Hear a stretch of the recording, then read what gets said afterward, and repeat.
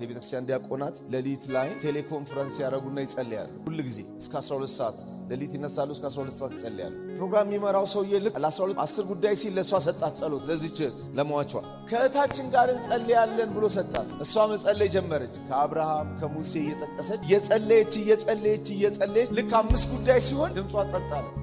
ምን ሆና ነው እህታችን ምናምን? እንግዲህ የጌታ መንፈስ አግኝቷት ሊሆን ይችላል።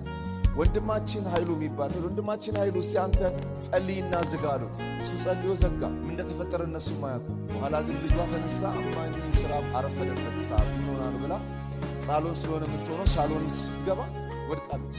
ኦልሬዲ ሞታለች። እየጸለየች ነው የሄደችው። እኛም በመጀመሪያ በጣም ኮንፊውዝ ሆንኩ። በኋላ ግን ጸሎት እየጸለየች እሷ ሄዳለች። ይሄ የምትጸልይለትን ጌታ ሄዳ ፊት ለፊት አየችው። እየነገረችው ፊት ለፊት ተገናኙ። እንዲህ ነው እኮ የሆነው ህይወቷ።